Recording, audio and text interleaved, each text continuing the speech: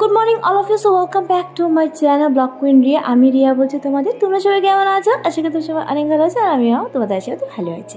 তো চলো আজকে আর একটা সুন্দর একটা নতুন ঝলমলে ব্লগে তোমাদের সবাইকে ওয়েলকাম। সকাল সকাল করে যাচ্ছি জানো, সকাল 6টা 6:30 উঠে ছেলের জন্য সেদ্ধ ভাত করে ওকে খাওয়াতে নেই, ওকে আমি খাওয়াবো, যেখানে আমি যাচ্ছি সেখানে খাওয়াবো।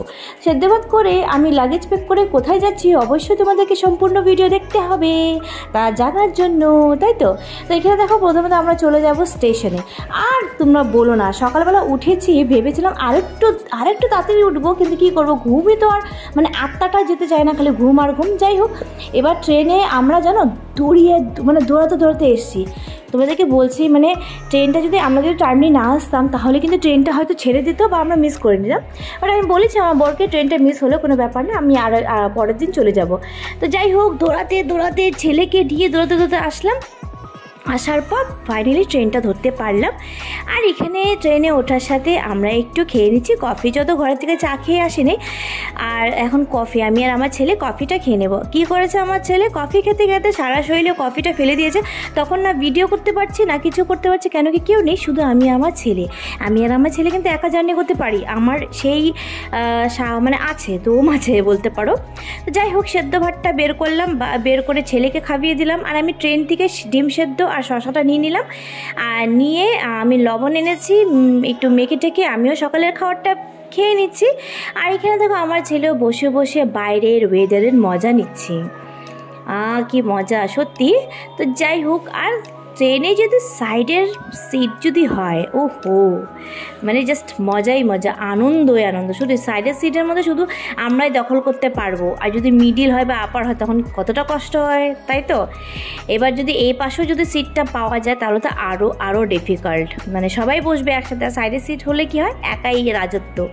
যাই হোক, তারপর দেখো আমার ছেলেও কিন্তু যেতে যেতে বন্ধু পেয়ে গেছে, আর আমিও কিছু চেনা লোক পেয়ে গেছি, ওনাদের সাথে গল্প করলাম, মনটা শান্তি লাগলো। তারপরে আর কি, ট্রেনে আর তো একটু উল্টাফুল্টা না খেলে তো চলে না। তো এখানে আমি একটু চানা মাখা নিয়ে নিলাম। তারপর আমার ছেলে আবার মুড়ি মাখা খাবে, সেটাও নিয়ে নিলাম। মুড়ি খেতে খেতে অনেকক্ষণ অপেক্ষা করার পর মানে কখন পৌঁছাবো, তো এখানে আমার ছেলেও ঘুমিয়ে পড়েছে। এবার তোমাদেরকে একটা ঘটনা বলি, মানে ব্যাপারটা হয়েছে কি, যখন মানে ট্রেনটা চলছিল তখন সার্ভিসটা এত ভালো দিচ্ছিল, মনে হচ্ছিল কি না এটা টাইমলি পৌঁছে যাবে।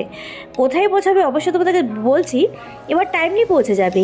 তোমরা মানে জাস্ট আমি তোমাদেরকে বলে বোঝাতে পারবো না, ট্রেনটা যে এতটা জঘন্যভাবে লেট করেছে, আমার মাথাটা আস্তে আস্তে না অনেকটা গরম হয়ে গেছে। সবাই ওয়েট করছি যে কখন পৌঁছাবে। এই ট্রেনটা চালু হচ্ছে, মনটা শান্তি। যে ট্রেনটা থেমে যাচ্ছে বাস 1 ঘন্টা 1.5 ঘন্টার জন্য থামা, মানে নাই আধা ঘন্টার ট্রেন সে 3 ঘন্টায় লেট করেছে, তাহলে তার মাথাটা গরম হবে। যাই হোক, আর আমি আর আমার ছেলে আছি, আর আমার তো ভালোই লাগছে না অতক্ষণ জার্নি করতে, সত্যিই ভালো লাগে না, যতই আরামের সিট হোক, যতই এসি হোক। তো ফাইনালি যখন আমরা যেখানে পৌঁছাবো সেখানে আবার দাঁড়ালাম, সেখানে আবার দাঁড় করিয়েছে, বললো নাকি লাইনের কিছু ডিস্টার্ব আছে তার জন্য দাঁড়িয়েছে। যাই হোক, দাঁড়ানোর পর আমরা অপেক্ষা করতে করতে বাস আঙ্কেলটা দাঁড়িয়ে দেখছিল যে কখন পৌঁছাবো। ওই আঙ্কেলও ওই সেম স্টেশনে নামবে। আমরা কোথায় নেমেছি হয়েছে কামাখ্যা স্টেশনে। আমার অ্যাকচুয়ালি গুয়াহাটি যাওয়ার কথা আছে, বাট কোনো ট্রেন পাইনি বলে নর্থ ইস্ট ট্রেনে চলে আসছে। ভাবছে কামাখ্যা থেকে কিছু না কিছুটা বুক করে নেব। তো যাই হোক, এতটা আমাকে দেখে বুঝতেই পারছো যে কতটা আমি রেগে গেছি। তো যাই হোক, আমি ট্রেন থেকে নেমে কামাখ্যার যে ব্যাক সাইডে যে স্টেশনটা, সেখানে ব্যাক সাইডে চলে গিয়ে কিছুক্ষণ অপেক্ষা করলাম যে কি বুক করব না কি দাদাকে আসতে বলবো। দাদা বললো আমি তো গুয়াহাটিতে আছি, তুই এক কাজ কর, গুয়াহাটির ট্রেন ধরে গুয়াহাটিতে চলে আয়। তো কোনো ট্রেনই পেলাম না, কিছু ট্রেন ক্যান্সেলই করে দিয়েছে, আর কিছু ট্রেন আগে মানে আমি জাস্ট নেমেছে তার 5 মিনিট আগে চলে গেছে, মানে আরেকটু 5 মিনিট আগে নামলে কিন্তু ঠিক ট্রেনটা পেয়ে যেতাম। যাই হোক, দেখো কামাখ্যা স্টেশন, একটা ব্যাক সাইড খুবই সুন্দর। তো আমি আর কোনো গুয়াহাটি ট্রেন পাইনি বলে আমি উবের বুক করে নিয়েছি, যেহেতু উবেরের অপশান আছে তাই আমি উবেরের বুক করে নিলাম। তো উবেরের জন্য অপেক্ষা করছি। এটা দেখো অটো স্ট্যান্ড, অনেক অটো গাড়ি থাকে। তো ফাইনালি আমার উবেরও চলে আসলো, আমি উবেরে বসে পড়লাম। আর কি অবস্থা দেখো, কি করব, মানে সারাদিন ট্রেনের মধ্যে আর কিছু করার নেই। তো এখানে দেখো অবস্থা একদমই খারাপ, একদম বিচ্ছিরি লাগছে। তো এখন উবের করে আমি যে গুয়াহাটির যে ওয়েদারটা, রাস্তাটা দেখতে যাচ্ছি। আর নতুন ব্রিজ বানিয়েছে, সত্যি কথা। আমি বিফোর ম্যারেড এখানে কিন্তু থেকেছিলাম, তা আমার খুব মানে আমার একটা ড্রিম প্লেস বলতে পারো। সবাই একটা ড্রিম প্লেস থাকে, আমার একটা ড্রিম প্লেস। বাইরের দেশের ড্রিম প্লেসটা দেখো, ওটা ভেবে লাভ নেই, কেন কি যেটা হবে না, যেটা পসিবল না। বাইরে হয়তো বিদেশে কোনো আমি যেতে পারবো না, পসিবলই না। তো যেখানে আমি যেতে পারবো। আর গুয়াহাটিটা কেন ড্রিম প্লেস, গুয়াহাটি জায়গাটা আমার খুব ভালো লাগে, খুব সুন্দর জায়গা, ঘোরার অপশন অনেক আছে। আর ওখানে আমার রিলেটিভস আছে। আর আমার গুয়াহাটিতেই আমার সেটেল করার ইচ্ছা ছিল, বাট হয়নি, ব্যাড লাক। যাই হোক, দেখো কি সুন্দর ডেকোরেশন করেছে, মানে ফ্ল্যাগের কালার দিয়ে খুব সুন্দর লাইটিং করে ডেকোরেশন করলো। তো ফাইনালি আমিও পৌঁছে গেলাম দাদার বাড়ি থেকে ফ্রেশ ট্রেশ হয়ে ছেলেকে খাবিয়ে আমি একটু বৌদিকে হেল্প করছি। অবভিয়াসলি আত্মীয় যখন আসবে একটু মানে আমার মধ্যে সেই জিনিসটা আছে যে আমার বৌদি কেন করবে একা একা, আমিও করবো। আমি আসছি তাই কী হয়েছে, আমি কেন আরাম করবো, আমিও বৌদিকে হেল্প করবো। বৌদি বলেছে না করতে পারবে না, আমি হেল্প করবো, তোমার ননদ হই, তুমি আমার বৌদি হও, উই আর ফ্রেন্ডস। তো as a friends, as a sister, I will help you. তো সত্যি এখানে বৌদি রান্না করছে, আমি এখানে বাসন টাসন ধুয়ে, আর এখানে ট্যাংরা মাছের ঝোল হচ্ছে, ব্যাস ডিনারের জন্য রেডি।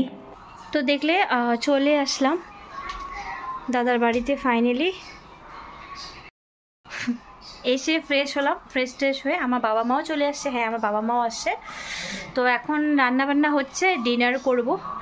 তো চলো তোমাদের সাথে ডিনারে দেখা হচ্ছে। কিছু কাজ ছিল, বৌদিকে একটু হেল্প করে দিলাম, এটা কর্তব্য হেল্প করা। তো আমি বৌদিকে একটু কিছু হেল্প করে দিলাম, তো যাতে ওর কোনো অসুবিধা না হয়, যাতে আমরা সবাই মিলে কাজও করি, গল্পও করি, যাতে মজা করতে পারি, তাই তো। যে আসলাম কিছু করব না, এমনটা হয় না। তো যতই হোক, আমার বৌদি খুবই ভালো, অ্যান্ড ভালোবাসা দিলেই ভালোবাসা পাওয়া যায়, তাই তো। তো এই টুকিটাকি হেল্প করে দিচ্ছিলাম, ও করতে দিচ্ছিল না। তো যাই হোক, চলো ডিনারে তোমাদের সাথে দেখা করছি। দেখো, তোমাদের সাথে গল্প করতে করতে ডিনারটাও সেরে নিচ্ছি। রান্নাটা দারুণ হয়েছে, মানে ট্যাংরা মাছের ঝোল। খেয়ে দিয়ে ব্লগটাকে শেষ করে দিলাম। তোমাদের ব্লগটা কেমন লেগেছে অবশ্যই কমেন্টস করে জানিও। দেখা হবে, বাই বাই।